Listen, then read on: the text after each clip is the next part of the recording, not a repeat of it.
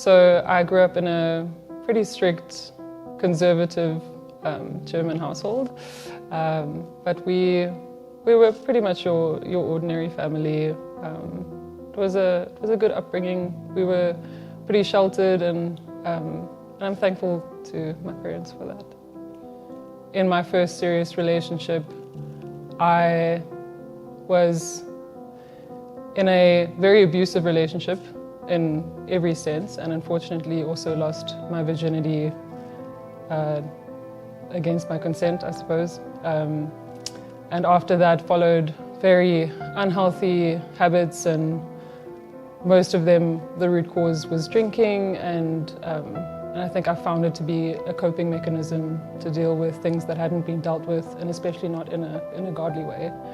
And eventually, it was the end of my final year as a student, and went out with some friends. And as the night progressed, I obviously, drank more, and then eventually blacked out, and woke up the next morning in a stranger's bed. And a few weeks later, I found out that I was pregnant. So I took quite a while to tell my parents. Just to muster up the courage to tell them was a pretty big deal.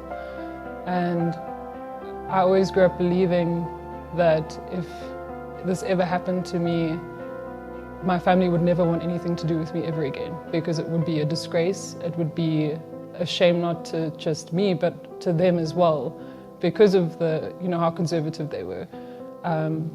So I hid it to myself for the first little while, because I didn't know what I was going to do, and you kind of just deal with the reality of it. But I did end up telling them, obviously, and I think it took them a while to deal with as well. But amazingly, my father actually responded pretty well, and I was extremely scared. But thankfully, the response was an accepting one after a while. I chose not to abort my child because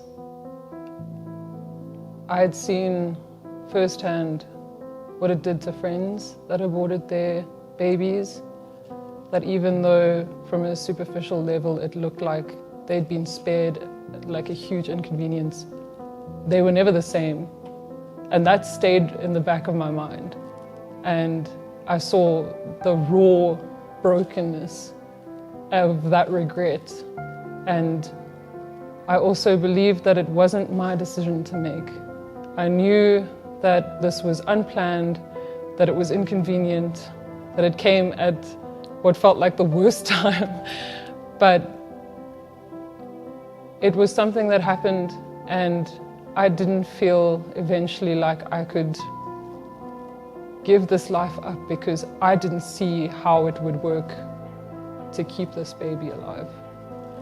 And I just believed that if I didn't give her up for adoption, that I'd find a way to make it work, that she deserved a life. Being pregnant and single was really difficult, because anytime you'd see someone, meet a stranger, they'd assume that you're married. There would always be this undertone of, okay, where's the father? You'd see the doctor and the gynae, and it would always be by yourself, or attend those classes, and no one would ever be able to link anyone else to that baby but you. And it was really lonely. That desire as a woman to have a man by your side when there's a little baby growing inside you is so strong. And for the most part, you feel misplaced, and I think that makes it even harder to accept the reality of what's going on. And you can't pause time. Those 9 months will end. And if it wasn't real, then it will be when that baby arrives.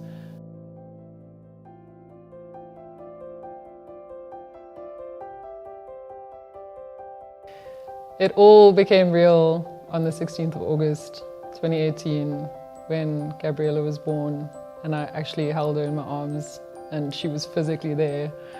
Even then, I still looked at her like, this is real. I'm holding this. This day has come. It's official. You're a mom to this little girl. I remember laughing and crying at the same time, something that I didn't know a person could do, but just that sheer joy of, here is this little mini me. She's beautiful and she's here, and taking her home and, you know, waking up next to her in the morning and just having that little best friend there. Just so real. I thought I was never going to get married. I thought this was it for the rest of my life because of my circumstances, that it would really take a unique man to want to step into our lives and fulfill the role of a father and a husband.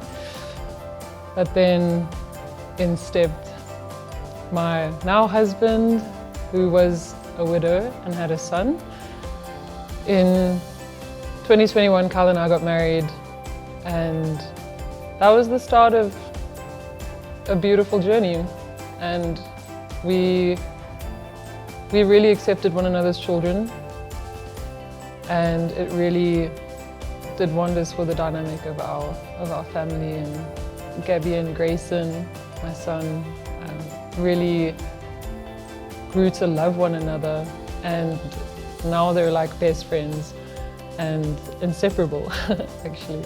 And I feel like they fill a role in each other's lives that's so special and unique, and they're almost like twins, just 4 months apart. So it's kind of miraculous how even that came into play. I adopted Grayson as my son, and Kyle adopted Gabby as his daughter. And then at the end of 2022, the Lord Jesus Christ adopted us into his family. Being a Christian changes everything. God opened my eyes to every aspect of life, to marriage, to children, to work, to relationships with friends, to the whole meaning of life, and especially the sanctity of life. And I am so thankful that I was stopped by the Lord in not killing my daughter, in going through with that pregnancy, and that he protected that little baby. You can just look back and see his hand through it all, how he provided, how he stepped in, how he protected. And I'm so thankful that God stopped me from killing my baby, because I wouldn't be here in this position if I had, and be so thankful and have this gift of life who's still running around and is now almost 5 years old. Abortion is murder. Life is a gift from God. God orchestrates it. God opens the womb. God creates that life. And it's not as if that baby just appears out of nowhere. There's actions from both parents required, and so there's a sense of responsibility there. And I don't believe that it should be anyone's decision, regardless of how this baby was conceived, to end that life of that child.